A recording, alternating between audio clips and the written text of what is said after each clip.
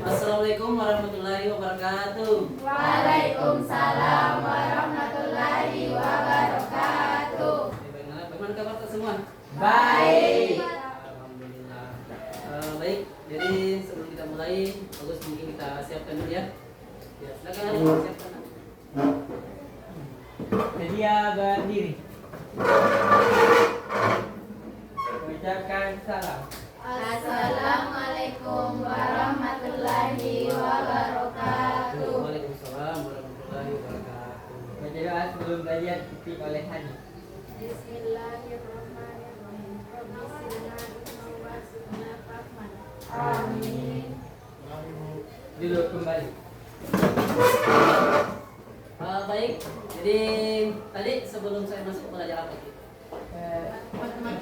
Matematika lanjut atau Matematika umum. matematika umum ya, oke bagus. Jadi tadi belajar matematika lanjut, sekarang Bapak akan mengajarkan tentang pembelajaran coding dan kecerdasan artifisial di. Jadi memang di kelas 12 nanti, kelas 11 ini nanti pembelajaran ini akan dilanjutkan dan akan menjadi mata pelajaran wajib untuk anak-anak di SMA di. Jadi pembelajaran coding dan artifisial di. Jadi saya rasa atau anak-anak belum pernah dengar itu pembelajaran coding? Belum? Oh, kalau AI? Pernah. Kalau AI sering pakai? Sering. Untuk? Nyontek. Nah, bagus. Jadi kadang sekarang itu AI banyak dipakai oleh anak-anak untuk ya masih sekedar untuk melihat jawaban atau mencari referensi itu di AI. Namun sebenarnya masih banyak atau lebih luas lagi itu bisa kita manfaatkan. Dina kita sekarang banyak anak-anak atau anak muda itu pekerjaannya menggunakan AI. Jadi mereka memanfaatkan betul-betul AI itu untuk mendapatkan penghasilan. Jadi selain untuk mencontek, banyak hal yang lain yang lebih bagus yang bisa digunakan pada AI itu untuk menjadi tambahan penghasilan atau pendapatan kepada kalian nantinya. Oke? Nah, baik. Namun sebelum kita masuk di pembelajaran codingnya, saya mau bahas dulu tentang dasar-dasarnya dulu awal-awalnya. Karena kita ini kan baru belajar baru pertemuan pertama tentang pembelajaran coding dan AI. Nah, yang pertama itu kita sebenarnya belajar tentang pengantar algoritma. Jadi algoritma pemrograman. Jadi bagaimana itu nanti kita mengetik bahasa pemrograman, kita harus paham itu algoritmanya. Jadi yang pertama pengertiannya dulu, apa itu algoritma pemrograman? Sini kita lihat. Jadi pengertiannya itu adalah urutan atau langkah-langkah untuk menyelesaikan masalah pemrograman. Jadi ada urutannya, ada langkah-langkahnya dan harus terstruktur. Nah, dari mana ini bahasa algoritma ini? Hanya dia. Mungkin ada yang pernah lihat atau ke pasar tidak dia itu? Nah, lihat ini Bapak Al-Khawarizmi. Ini salah satu penemu yang beragama Islam. Al-Khawarizmi namanya. Dia penemu algoritma dan aljabar. Ini salah satu yang terhebat di agama Islam. Namanya Al-Khawarizmi. Nah, lanjut, bagaimana analoginya di algoritma? Itu yang pertama, ada masalah. Ada masalah dulu nih, ada masalah. Nah, terus masalahnya seperti apa itu? Misalnya algoritma diawali dengan masalah, misalnya kita mau mencari luas persegi. Nah, itu masalah itu kita tidak tahu berapa luasnya. Yang kedua harus ada algoritmanya, itu membuat algoritmanya yang menjadi pedoman, misalnya ada panjangnya dan lebarnya. Lalu program komputernya harus tahu juga. Jadi program komputernya itu harus sesuai dengan algoritma nanti yang diinput. Lalu solusinya, kira-kira kalau selesai kita buat algoritmanya, programnya, ketemu nih berapakah luasnya dari persegi itu. Jadi itulah analogi dari bahasa algoritma ini. Lanjut, cara mendeteksikannya ada 3. Yang pertama dijabarkan, lalu kita rinci masalahnya. Yang ketiga itu membuat sarana interaksi jadi antara manusia dengan komputer. Oke? Nah, lanjut. Nah, jadi kesimpulannya itu penyusunan aspek progres logika itu dari suatu pemecahan masalah tanpa melihat karakteristik bahasa pemrograman. Jadi yang akan digunakan itu nanti ada beberapa bahasa bukan bilang bahasanya itu kayak bahasa Inggris itu bahasa program. Jadi lalu urutan notasinya, logikanya ada, lalu nanti langkah kerjanya untuk menyelesaikan itu ada urutannya seperti itu. Nah, lanjut selanjutnya notasi algoritma, yaitu untaian kalimat deskripsi. Jadi nanti ada kita buat kalimat, nanti sebentar di praktek baru kita lebih jelas di yang pertama. Yang kedua itu ada flowchart. Flowchart itu dia kayak bentuk-bentuk, ada bujuk sangkar, ada bola ketupat, mungkin pernah dipelajari ya? Pernah, Pak. Sebelumnya itu flowchart di ada psikode. Psikode pernah belajar juga? Nah, psikode itu dia sudah kata-katanya nih, tapi kata-katanya lebih baku. Jadi dia nah, ini kalimat deskriptif. Contohnya itu cara menuliskannya itu dengan instruksi yang harus dilaksanakan dalam bentuk untaian kalimat deskriptif dengan menggunakan bahasa yang jelas. Nah, tipsnya itu satu, pakai bahasa baku, mudah dimengerti dan berproduksi dengan notasi pemrograman. Nah, contohnya ini, contohnya ini alurnya. Yang pertama kita misalnya masalahnya itu memasak nasi tuh, pertama ambil beras, lalu beras dibersihkan. Setelah dibersihkan prosesnya apa lagi? Banyak. Setelah dibersihkan, diaduk-aduk mungkin atau dikasih apa sampai nasinya menjadi siap untuk dimakan. Itu alurnya. Jadi ada alurnya. Contohnya di pemrograman ini, misal program untuk menghitung luas persegi panjang. Jadi contohnya yang kita membuat. Satu, kita input atau dimasukkan berapa panjangnya, berapa lebarnya. Jadi kita satu-satu dulu. Kedua, kita masukkan rumusnya itu. Luas sama dengan panjang kali lebar. Lalu nanti akan tampilkan hasilnya luas persegi panjang. Nah, next, flowchart. Nah ini katanya tadi sudah pernah lihat flowchart nih.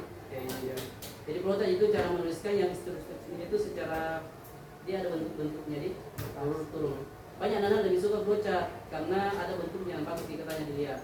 Nah, ini contohnya. Di flowchart ada artinya masing-masing. Yang sampai nunggu kira ini bentuk apa ada artinya. Nah, yang ini dia itu namanya terminator. Terminator bukan yang apa namanya robot sih. Terminator ini dia biasanya di awal sama paling akhir. Kalau kita mau start sama hasil akhir. Jadi pernah pelajari kan? Nah, terus ini arrow itu panahnya ke arah mana, mau terusnya ke mana. Ketiga preparation. Nah ini lihat. Itu pemberian nilai awalnya, berapa nilai awalnya sih, misalnya panjang atau lebar tadi itu. Terus data. Nah, dia membaca input dan menampilkan outputnya. Jadi yang terakhir itu proses. Jadi yang kerja kami berapa panjang atau lebar. Nah, saya rasa nah ini bentuknya. Kalau apa namanya tadi panjang kali lebar rumus. Jadi sudah pernah belajar tuh? Iya, Pak. Nah, rumus apa dulu? Panjang lebar juga belum. Segi panjang ya sama ini. Jadi deklarasi panjang lebar luas, panjang lebar, terus di sini menghitungi, terus inputannya, proses selesai. Jadi tadi yang pertama start dengan akhir. Jadi bisa dilihat dulu begini. Ada tabelnya, ada pengertiannya, flowchartnya. Oke? Nah contohnya lagi nih misalnya kalau kita deklarasi variabel, ada nilai, ada variabel. Yang mana duluan, nilai atau variabel? Hah? Nilai dulu atau variabel? Misalnya baju sama keranjang. Yang mana ada, yang mana kau sediakan dulu? Keranjang dulu atau beli bajunya dulu? Variabelnya apanya? Keranjangnya dulu. Ya, jadi kita adakan keranjangnya dulu keranjangnya dulu baru kita simpan baju. Dari baju tidak ada keranjangnya kan tidak bisa namanya menyimpan baju gitu nih. Oke, lanjut. Tips menggunakan flowchart. Menggunakan flowchart itu ketiga menggunakan bahasa baku, kadang bahasanya Indonesia, ada bahasanya Inggris, lalu dimasukkan ke dalam simbol. Next, psikode. Dia begini apa begini? Psikode itu ini dik pengertiannya langkah-langkah pemecah masalah dengan menggunakan kode yang tidak terikat pada bahasa pemrograman tertentu. Jadi, ada yang ingin mengajukan pertanyaan? Silakan buka. Apa?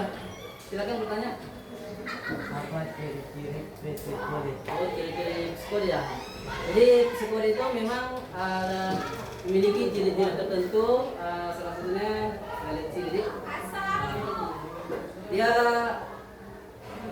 pola bahasa Inggris yang simpel. Jadi dia pakai bahasa Inggris yang simpel saja, tidak panjang. Misalnya apa lagi only dia bahasanya ringkas. Terus tidak ada standar aturan. Jadi standarnya tidak ada. Jadi kita bisa mengerti tapi tetap menggunakan bahasa yang baku. Jadi begitu. Bagaimana Ustaz? Aman? Aman. Oke, mengerti. Nah, ini contohnya Dina. Untuk program persegi panjang menggunakan psikode. Programnya itu persegi panjang, kita tulis begini, program itu untuk menghitung luas persegi panjang. Declaration tadi. Declaration itu adalah kita masukkan panjangnya, lebarnya, sama luas. Nah, implementasinya ini kita input panjang dengan lebar. Set. Kita tulis. Berarti kalau mencari panjang ke lebar itu, luas itu berarti panjang dikali lebar. Luas. Nanti display langsung muncul nanti luasnya. Oke? Sudah pernah sebelumnya bikin rumus ini dan jadi? Sudah Pak. Sudah tuh?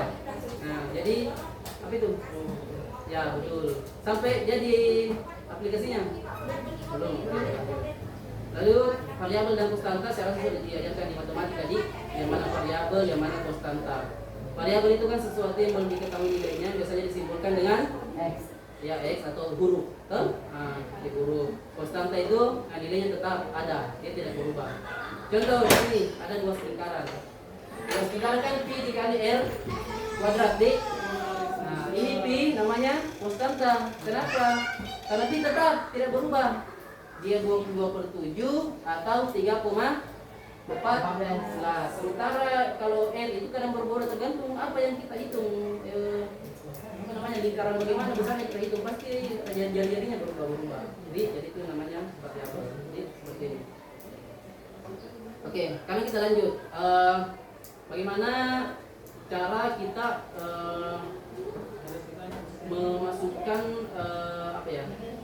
rumus luas ini pada persegi panjang itu panjang kali lebar ke dalam bahasa pemrograman. Jadi sekarang kita coba dulu pakai pakai Google Colab bisa lihat di atas.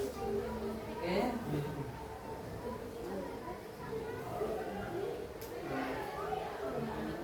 Ya.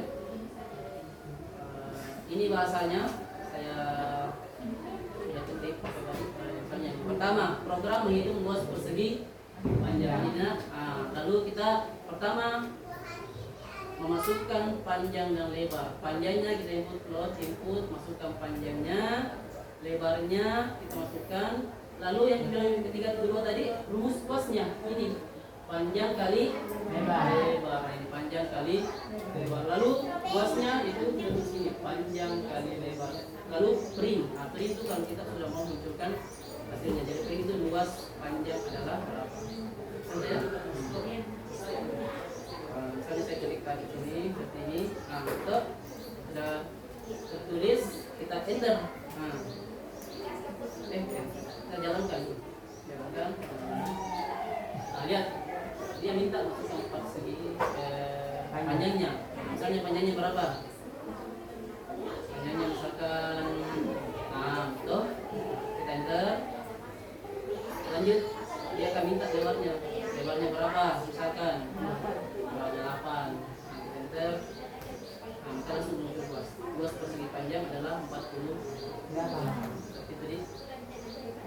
Jadi banyak bisa kita lalu misalkan rumus segitiga, rumus yang lain, atau mungkin kita bisa buat percakapan saja bisa.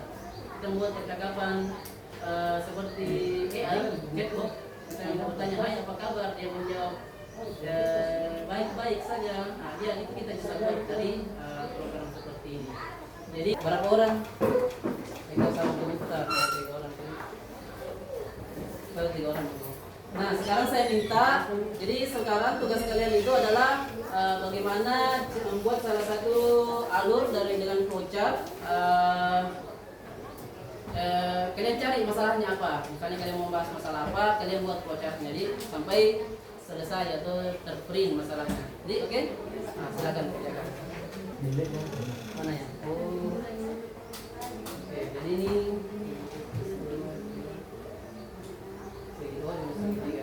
jadi ini ambil apa ya? Luas segitiga di? Oke, bagus. Lanjut. Kita rumus yang lain ya. Oke, bagus. Ya. Lanjut. Oke.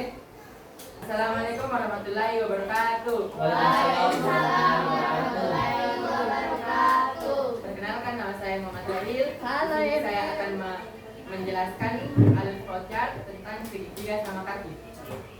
Pertama-tama kita mulai dengan start. Masukkan panjang alas kaki segitiga sama kaki. Kemudian masukkan tinggi segitiga sama kaki. Luas sama dengan 0 kali 5 alas kali tinggi. Luas segitiga sama kaki adalah, dan terakhir N. ya, atau hasil jadi Iya Pak. oke lihat dulu. Jadi jadi masukannya itu kalau rumus dua segitiga kita start, lalu kita masukkan panjang alas. Jadi panjang alas itu yang mana, yang bagian bawah, jadi pada segitiga. Lalu kita masukkan tinggi segitiganya, karena untuk mencari luas segitiga kan alas kali tinggi nih, alas kali tinggi. Jadi kita dua inputannya, satu alas, satu tinggi. Nah yang kedua itu, yang ketiga itu kita masukkan rumus luasnya. Luas itu 1/2 alas kali tinggi atau 0,5 alas dikali tinggi. Lalu kita proses hasilnya adalah berapa, lalu hasil akan muncul. Oke, itu saja. Oke, bagus, terima kasih Ril. Oke, baik. Saya rasa untuk pertemuan hari ini cukup sekian. Namun tentu saja selain pembelajaran hari ini, saya harap anak-anak guru di rumah mampu untuk mempelajari lagi tentang pembelajaran pemrograman ini. Jadi saya harap setelah kita belajar di rumah tetap belajar. Nah, untuk hari ini kira-kira ada yang tidak yang mau memberikan refleksi tentang bagaimana pembelajaran kita pada hari ini? Baik Pak. Silakan, Firil. Untuk pembelajaran hari ini, saya sangat senang mempelajari cara menyusun flowchart. Namun saya agak sedikit keliru bagaimana kita menyusun flowchart. Oh ya, oke. Jadi mungkin menuliskan bahasanya masih banyak yang keliru. Iya Pak. Oke, terima kasih. Silakan teman. Oke, baik. Jadi itu saja pembelajaran hari ini. Saya tutup dengan ucapan Assalamualaikum warahmatullahi wabarakatuh.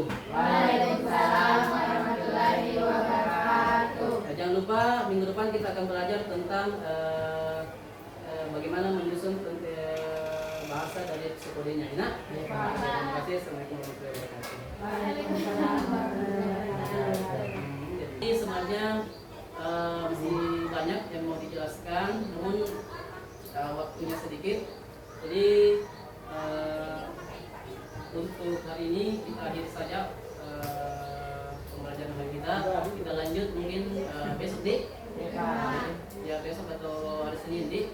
Oke, itu saja. Terima kasih. Assalamualaikum warahmatullahi wabarakatuh. Waalaikumsalam